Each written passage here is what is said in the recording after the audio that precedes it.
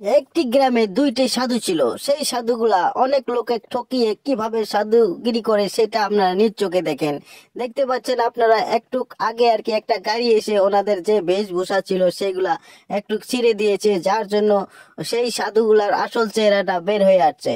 যার জন্য ওনারা একটু রাগিয়ে গিয়ে ওনাদেরকে কি অবস্থা করে সেটা আপনারা নিজ চোখে দেখতে পারবেন। একটু ধৈর্য ধরেন, ধীরে সুস্থ ভাবে আপনারা দেখে থাকেন, কি মজা লেগে যায় সেটা আপনারা দেখতে পারলেন যে সাধু দুইটা অনেক রকমের সাহিস্তা করলো, কিন্তু তাদের মাঝে একজন বন্ধুকে টেনে আনছে। সেটা ভাবছিল যে সাধু ছিল, কিন্তু সেটা সাধু নয়, তাদেরকে একটা বন্ধু ছিল। দুইজন সাধু কিন্তু ইতিমধ্যে চলে এসেছে, পালিয়ে এসেছে। এখানে এসে দেখে যে একজন বেটি একটা মুরগি নিয়ে তাদের ঘরের মাঝে বন্দি করে রেখে তাতে তালা লাগিয়ে দিল। তালা লাগানোর পর সে তালা নিয়ে সেখান থেকে চলে গেল, কিন্তু সাধুগুলা লোভ আরো বেড়ে গেল।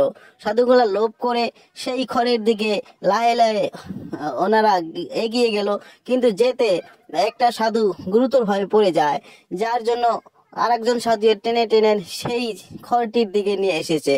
খড়টির দিকে নিয়ে এসে দেখেন খড়টি যেটা চালা ছিল সেটা কিন্তু অনেক চেষ্টা করে কিন্তু খুলতে পারছে না, যার জন্য ওনারা সেই খড়টি সেখান থেকে নিয়ে অনেক দূরে চলে যাবে।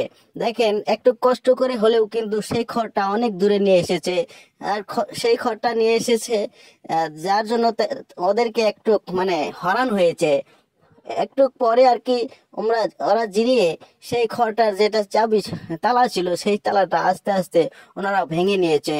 ভেঙে এখন মুরগিটা ধরবে বলে ওনারা হাত রেখেছে, কিন্তু ওনারা লক্ষ্য করেছিল না যে সেই খড়টার তলের দিকে কোনো বস্তু নেই। দেখেন খড়টা উল্টিয়ে দিল।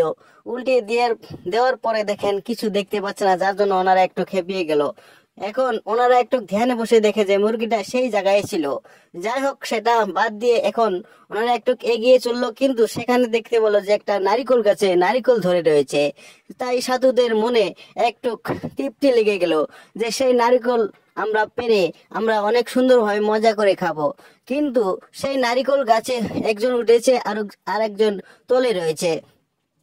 সাধুটা অনেক কষ্ট করে একটা নারিকেল ছিল যা ছিঁড়ে মাটিতে ফেলে দিল। আর আর সেই নিচে থাকা সাধুটি উপরের সাধুটিকে নেমে আসতে বলল। নেমে এসে সেই নারিকেলের দিকে ওনারা একটু লাহে লাহে এগিয়ে গেল, কিন্তু নারিকেলটা অনেক চেষ্টা করেও সেই নারিকেলটা ধরতে পারছে না, যার জন্য সাধুরা সেই নারিকেলের পাশে পাশে অনেক দৌড়ে গেল।